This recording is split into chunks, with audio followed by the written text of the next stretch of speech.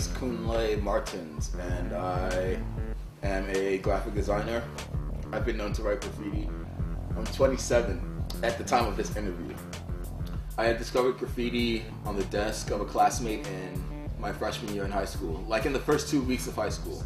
It was just so dope. Like all the, he had drawn it himself. It was all with ink and it was just so dope. I just loved the way it looked, and I went home and I like retraced everything, and from there I kind of welcomed it with open arms. So, Earsnot was like number 10 of like 15 graffiti names that I've come up with and actually gone out to write.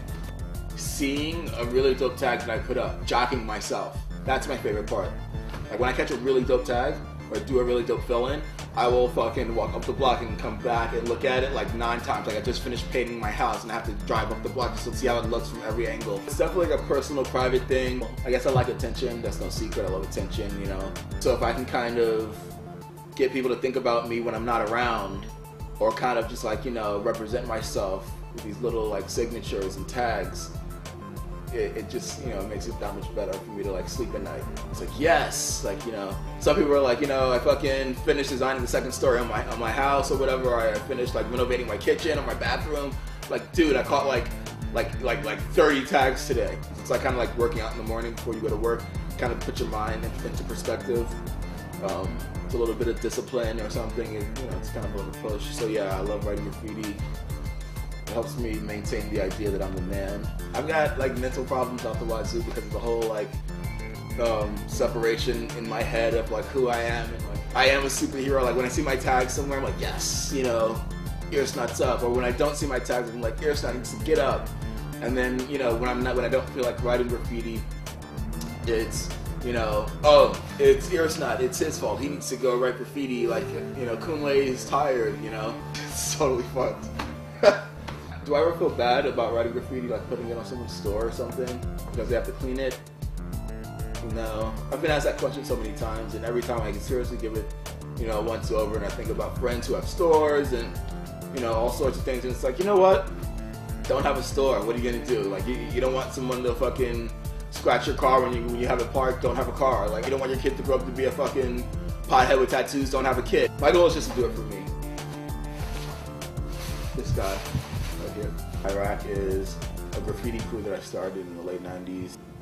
The name comes from racking, which is a slang term for shoplifting. But right now it's like a crew of like a bunch of artists and like, creative people. It kind of just started with me wanting to have my own crew, writing a lot of graffiti and shoplifting a lot to like survive. We're young in New York City, not completely bad looking, so it's kind of like the city is our kind of like playground type of thing, get to do whatever we want, or at least that's the way it felt.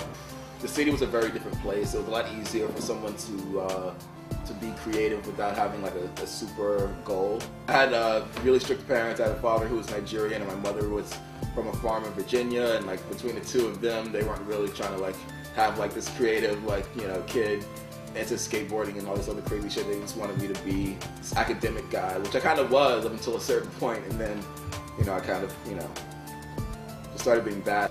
I went to school until 11th grade, which is when I ran away, so I didn't graduate high school. I didn't complete my senior year. Started skateboarding and writing graffiti. I've been shoplifting since I was like a young kid, like 6, like 1st grade. It was a total secret life that I had. I believe that it's what led to my bedwetting problem, which I currently do not have, but I did wet the bed until I was 18. Back in the day, it was just like, something that happened like all the time.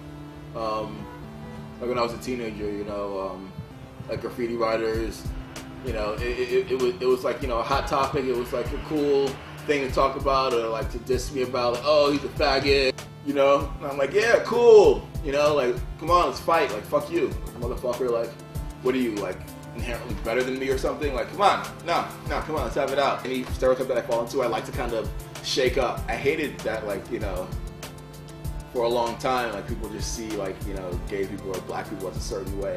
I can't stand the Al Sharpton, like, dude that, like, speaks for black people. I can't stand that. He does not speak for me.